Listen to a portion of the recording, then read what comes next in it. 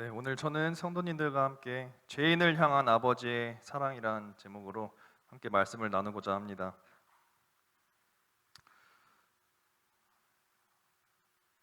먼저 다 같이 본문 말씀 누가복음 15장 31절에서 32절 봉독하시겠습니다. 시작.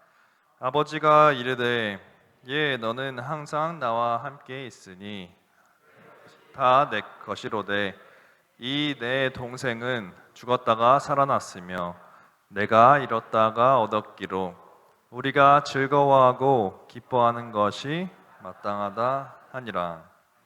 아멘. 네, 성도 여러분, 오늘이 무슨 날이죠? 네, 어린이날입니다. 참 이 어린이날이라는 게 제가 어렸을 때만 해도 굉장히 저한테 의미 있었던 날이었던 것 같은데요. 어느 순간부터 저랑은 조금 상관이 없는 날이 되어버렸습니다. 그래서 오늘도 사실 어린이날인 걸 깜빡하고 있었습니다. 그래서 하루를 보내던 중에 갑자기 이제 생각이 나더라고요. 그리고 며칠 뒤에 또 월 8일에는 어떤 날이죠? 네, 어버이날입니다. 또 11일은 무슨 날인지 아시나요? 저도 몰랐는데요. 11일은 입양의 날이라고 합니다. 그리고 15일은 스승의 날이죠. 혹시 21일이 어느 날인지 아신가요? 저는 아직 부부가 아니라서 이것도 몰랐는데 21일은 부부의 날이라고 합니다. 이렇게 보면은 참 5월은 되게 기념일이 되게 많은 것 같아요. 그런데 이 기념일이 대부분 다 가정과 관련이 되어 있는 것 같습니다. 그래서 어떻게 보면 이 5월이 가정의 달이라고 불리는 것 같아요. 오늘이 어린이날이기도 하고 또 가정의 달을 맞아서 이제 말씀을 준비하는데 이제 무슨 말씀으로 성도님과 함께 은혜를 나눠야 하나 고민하게 되었습니다. 사실 저는 이 청소년기 대부분을 미국에서 홀로 보냈기 때문에 부모님과의 그리고 이런 가족 간의 추억들이 그리 많지는 않은 것 같아요. 그 미국에서 있었던 그 오랜 기간 동안 부모님과 이제 일주일에서 2주일에 한 번 정도 통화하는 것이 다였습니다. 그런데 제가 아직까지 저희 가족에게 감사하고 있는 것이 하나 있습니다. 바로 제가 그렇게 미국에 있는 동안 저희 부모님과 저희 형이 제게 이 손편지를 써가지고 보내주었었는데요. 제가 이제 집에 박스가 하나 있는데 거의 한 수십 통 이상의 편지를 저희 가족이 저에게 보내주었습니다. 제가 이제 미국에서 혼자 있으면서 외롭고 또 힘이 들 때도 있고 지칠 때가 있었는데 가족들이 제게 보내준 그런 손편지를 읽으면서 굉장히 많은 힘과 또 위로를 얻었던 기억이 있습니다. 그런데 이제 그 중에서 특별하게 기억나는 것 중 하나가 이제 아버지로부터 받은 편지 한 통이었습니다. 이 편지를 열어보니까 이 편지만 있었던 것이 아니라 하나의 오래된 도화지 한 장이 같이 들어있었는데요. 그게 무엇이었냐면 제가 초등학교 시절에 그때 과제물로 제출했던 나의 꿈이라는 이 그림 숙제였습니다. 저희 아버지께서 왜 이것을 함께 편지로 보내셨을까요? 그 그림 숙제에 제가 저의 꿈을 적어놓은 것이 있었는데요. 바로 목사님으로 적어놓았습니다. 제가 어렸을 때는 제 꿈이 목회자였지만 그건 어렸을 때 잠깐의 꿈에 불과했고 그 이후부터는 전혀 목회자랑 이제 목회는 전혀 안 하겠다라는 마음을 먹었기 때문에 아버지는 저의 그 어렸을 때 그 잠깐 스쳐 지나가듯이 말했던 그런 꿈을 여태까지 소망으로 간직하고 계셨던 거예요. 그래서 제가 아직 정식 목회자는 되지 못했지만 그래도 이 자리에서 주님의 말씀을 전하는 것이 어쩌면 아버지의 기도의 응답이 아닐까 생각을 하게 됩니다. 자녀를 둔 부모라면 자식의 미래를 걱정하는 것이 당연하죠. 자녀가 건강하고 훌륭한 사람이 되기를 아마 모든 부모님들께서는 원하실 것입니다. 성도님들께서도 아마 다 같은 마음일 것이고 같은 마음을 가지고 계실 것이라고 생각합니다. 오늘 살펴보고자 하는 말씀 누가복음 15장에는 탕자의 비유가 나옵니다. 이 탕자의 비유는 아들이 2명 등장하죠. 그런데 이 비유 대부분의 처음부터 거의 끝까지 보통 둘째 아들이 등장하고 첫째 아들에는 마지막에만 잠깐 등장하기 때문에 우리가 흔히 생각할 때는 탕자의 비유에 생각할 때는 둘째 아들을 생각하기 쉽습니다. 그런데 이 비유의 두드러진 특징이 하나 있는데 그것이 무엇이냐면 바로 이 두 아들 모두가 아버지의 마음을 알고 있지 못하다는 것입니다. 이 둘 다 아버지에 대해 오해하고 있는 것이에요. 지금은 고인이 된 유석경 전도사님을 혹시 아시는 분 계신가요? 네, 저기 사진에 나오는 분인데요. 그녀는 생전에 서울대를 졸업하고 이 불쌍한 사람들을 돕기 위해서 사법고시를 준비하는데 이제 2차 시험을 2주 앞두고 갑자기 아버지께서 돌아가시게 된다고 합니다. 누구보다 친밀했던 아버지의 죽음으로 인한 충격과 슬픔에서 빠져나오기 위해 이 지인의 권유로 학원 강사 일을 시작하게 된다고 해요. 그러면서 이제 그 일에 열정을 발견하게 되고 그래서 유명 학원에서 10년 동안이나 일하면서 아이들을 지도했다고 합니다. 그런데 이제 2010년 미국에서 한 전도 세미나 참석을 계기로 자신이 가장 행복할 수 있는 그런 일에 올인하기 위해서 선교사로 가서 헌신을 한다고 합니다. 이 선교사 그 생활을 다 마치고 직장을 또 정리하고 미국의 시카고에 있는 이 트리니티 신학대학교 목회학 석사 과정에 입학을 하게 됩니다. 이제 졸업을 한 학기 남겨두고 인턴 전도사 과정을 위해 한국으로 이제 귀국해서 모 교회였던 지구촌 교회에서 일을 시작하였는데 바로 그 주에 직장암 말기 판정을 받게 된다고 해요. 수술을 해도 길어야 1년이라는 의사의 선고에 이제 수술과 항암 치료, 방사선을 하면서 시간을 보내기보다는 남은 시간이 얼마든 단 한 명의 영혼에게 복음을 전하며 살기로 결정을 하게 됩니다. 그리고 그녀는 극심한 통증에도 불구하고 전국의 크고 작은 교회와 단체에서 요청이 오는 곳이 어디든 가서 복음을 전하게 됩니다. 그리고 주님의 은혜와 성령의 능력으로 이 의사의 예상을 훨씬 뛰어넘은 3년이나 시간 동안 복음을 전하면서 기쁨이 넘치는 삶을 살았다고 해요. 그녀의 저서에 보면 이런 글이 있습니다. 제가 읽겠습니다. 나를 처음 만나는 사람 중에 내가 암 환자임을 먼저 알아차리는 사람은 거의 없다. 내가 암 환자라고 고백하면 농담하는 줄 안다. 그만큼 나는 행복하고 기쁘다. 왜냐하면 나는 하나님이 지으신 목적대로 살려고 하기 때문이다. 내가 병이 낫는 것을 목표로 살았다면 불행했을 것이다. 하지만 상황이 내 행복을 좌우할 수 없다는 것을 굳게 믿는다. 상황이 어려우면 불행하고 상황이 좋으면 행복하다는 생각은 큰 착각이다. 그녀가 쓴 책 이름이 당신은 하나님을 오해하고 있습니다. 입니다.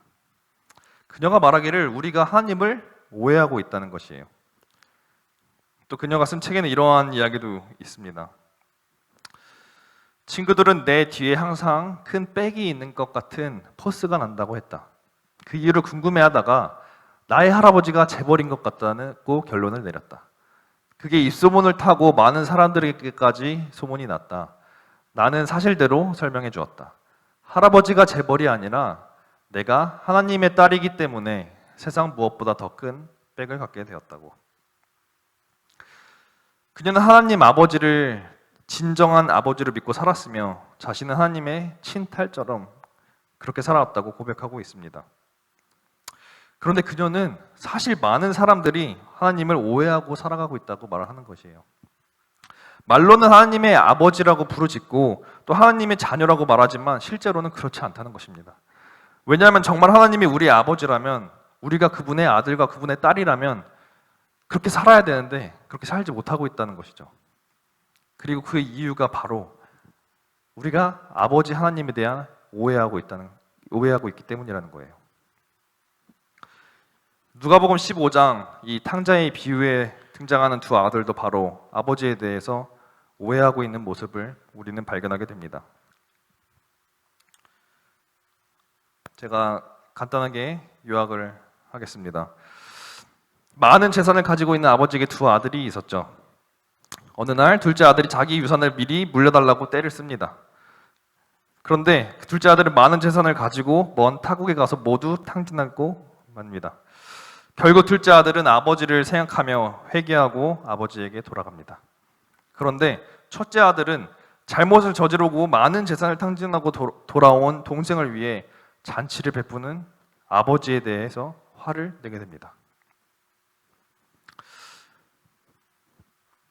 여기서 이 두 아들이 아버지에 대해 오해하고 있는 것이 무엇일까요? 저는 이 두 아들이 아버지의 사랑을 오해하고 있다고 생각합니다. 둘째 아들부터 한번 살펴보겠습니다. 누가복음 15장 19절입니다. 다 같이 읽겠습니다. 시작. 지금부터는 아버지의 아들이라 일컬음을 감당하지 못하겠나이다. 나를 품꾼의 하나로 보소서 하리라 하고.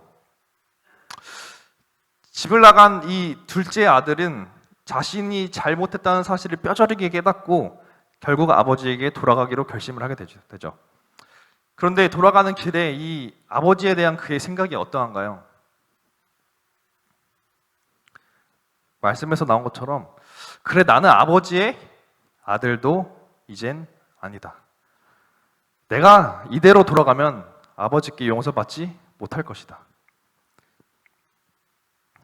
나는 이제 아들 자격이 없으니 그저 품꾼의 하나로 여겨달라고 하자. 그러면 아버지께서 받아주시겠지. 아버지에 대한 이 아들의 가장 큰 오해는 아버지한테 돌아가서 종 노릇이라도 하면 용서해 주겠지 라는 바로 이 아버지의 사랑이 조건적이라고 생각하는 그런 오해를 하고 있었던 것입니다. 첫째 아들은 어떨까요? 다 같이 읽겠습니다. 시작.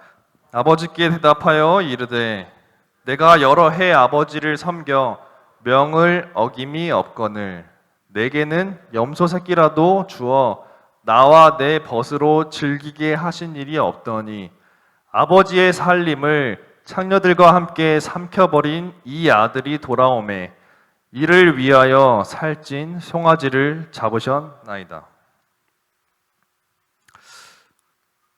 이 말씀을 보면서 저는 사실 이 첫째 아들의 심정이 이해가 갔습니다. 뭔가 좀 감정이입이 되는 것 같아요. 왜냐하면 저도 이 첫째 아들과 비슷한 사람이기 때문입니다. 동생이 집안을 다 말아먹었는데 그게 누구의 잘못도 아니고 자기 자신의 잘못인데 사실 집에서 다시 쫓아내도 할 말이 없는 것이죠. 그런데 아버지는 그러한 아들을 위해서 잔치를 베풀고 기쁨으로 그 아들을 다시 받아주는 것이에요. 나에게는 잔치 한번 베푼 적 없던 아버지가.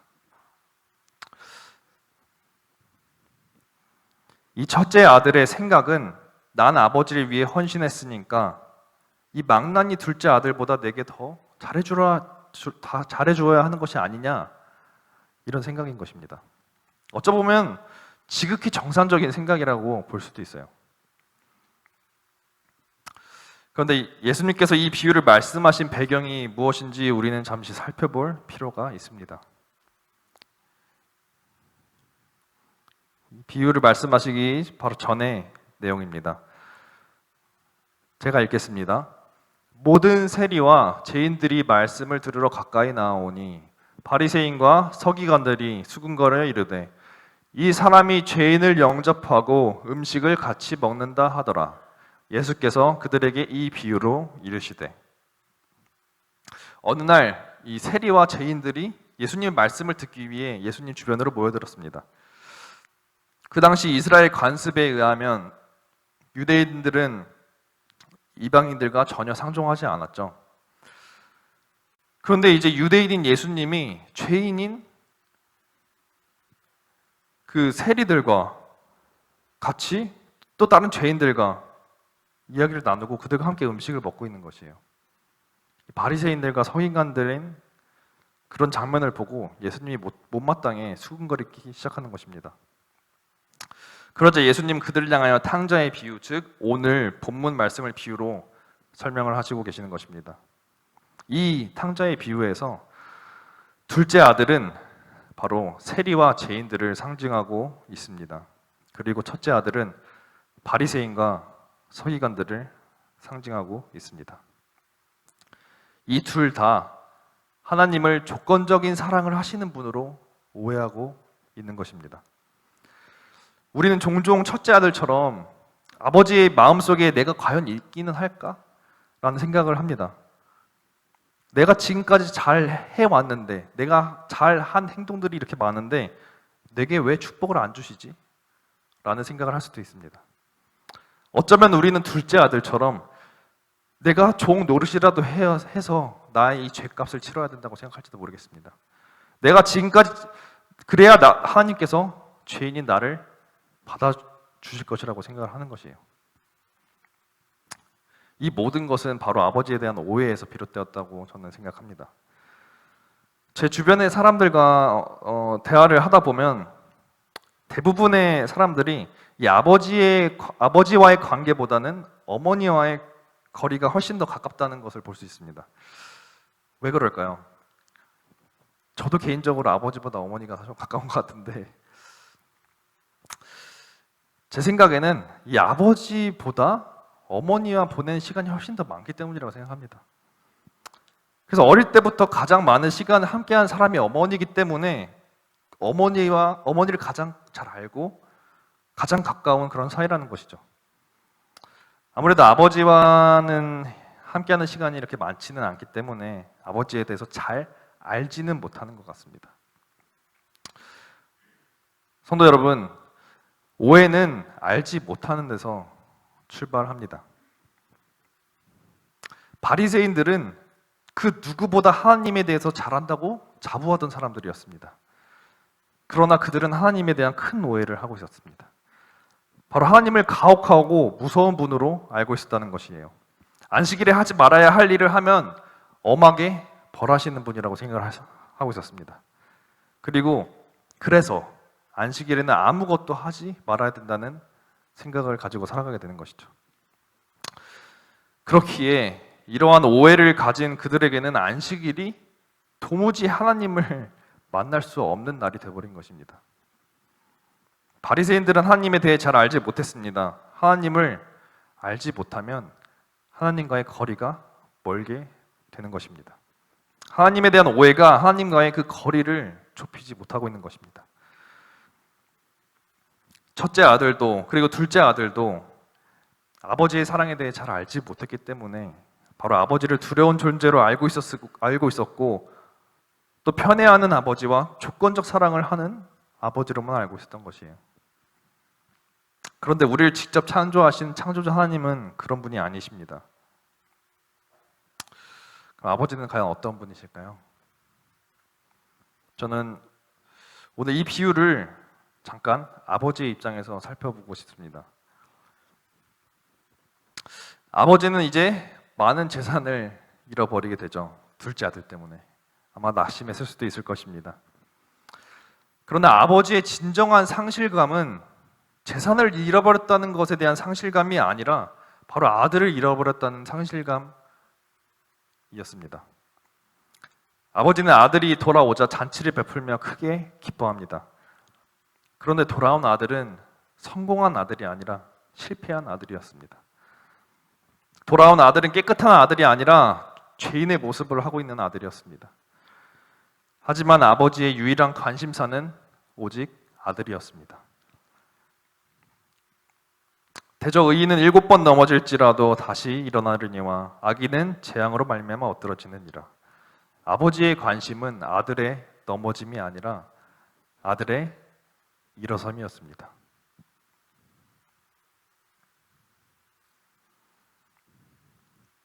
다 같이 읽겠습니다. 시작.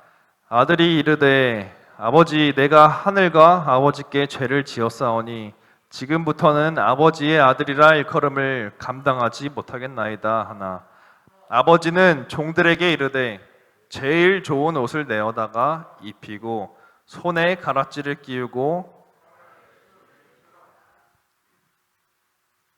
아들은 자신의 죄에 초점을 두었지만 아버지는 바로 아들에게 초점을 두었던 것입니다.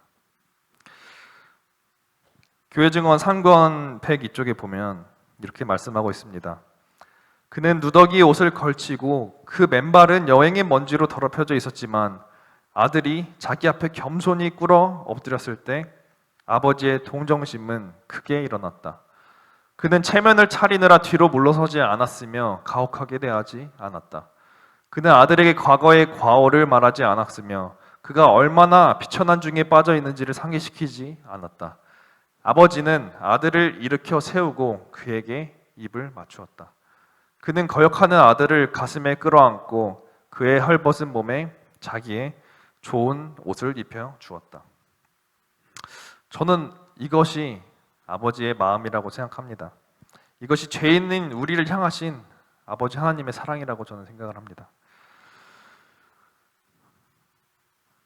하나님께서는 죄를 분명히 미워하십니다. 그러나 죄인은 사랑하시죠. 그래서 우리가 죄를 버리기를 원하시고 우리를 기다리고 계신 것입니다. 하나님의 관심은 죄 때문에 떠나 있는 잃어버린 자식에게 있습니다. 그래서 사실 저는 오늘 이 비유가 탕자의 비유라기보다는 어쩌면 아들을 기다리는 아버지의 비유라는 제목이 더 어울릴지도 모르겠다는 생각을 하게 됩니다. 잃은 영혼이 돌아올 때까지 기다리는 아버지, 찾을 때까지 찾으시는 하나님의 사랑에 대한 비유인 것이죠.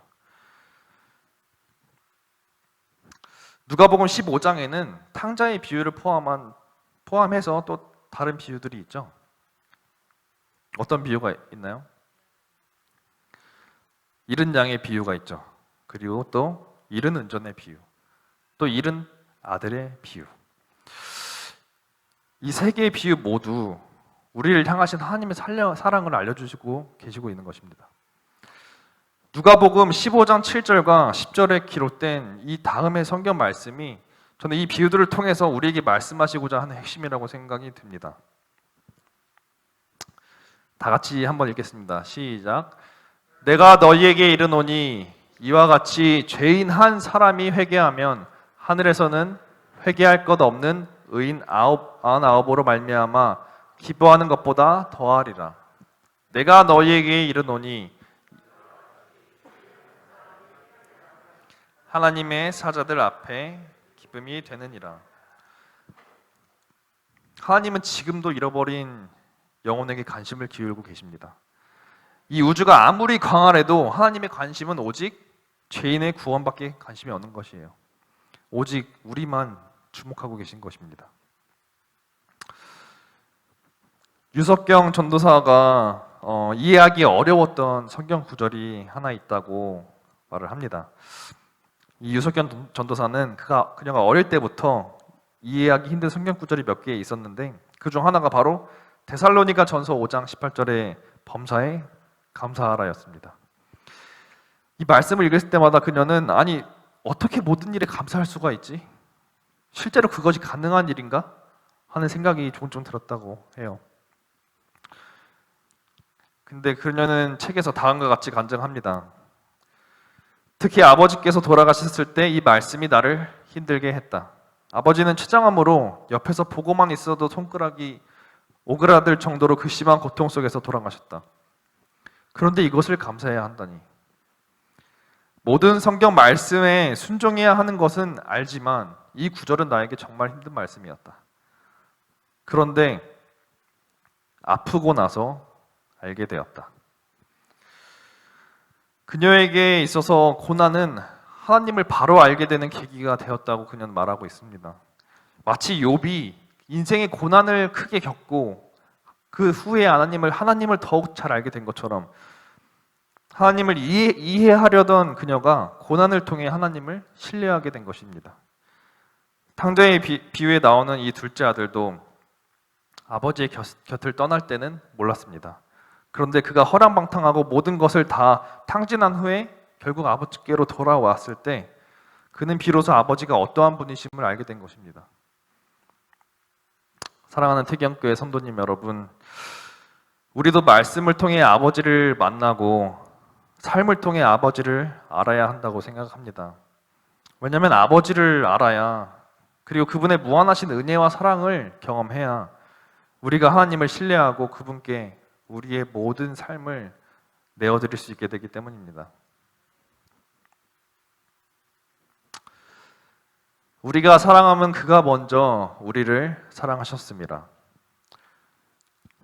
오늘 이 가정의 달을 맞아서 우리의 가족들을 향한 나의 사랑을 한번 표현할 수 있게 되기를 간절히 바랍니다. 표현하지 않으면 오해가 생길 수밖에 없습니다. 그런 일이 없도록 이번 기회에 사랑하는 나의 가족들과 누군가를 향해서 나의 마음을 마음껏 표현하게 되시기를 바랍니다. 그리고 무엇보다 나를 향한 우리 아버지의 하나님의 사랑을 다시 한번 깊이 깨닫게 되기를 기도합니다. 내가 지금껏 첫째 아들이었다고, 혹은 내가 지금껏 둘째 아들이었다고, 지금껏 내가 나를 향한 아버지의 사랑을 오해하고 있었다고 주님께 솔직하게 고백하며 나아가는 시간 되기를 간절히 바랍니다. 그렇게 주님께 고백하면 주님께서는 우리를 두 팔 벌려 안아주실 것입니다. 성도님들의 각 가정 안에 주님의 크고 귀한 사랑의 은혜가 항상 함께 하심을 믿습니다. 말씀을 줄이겠습니다.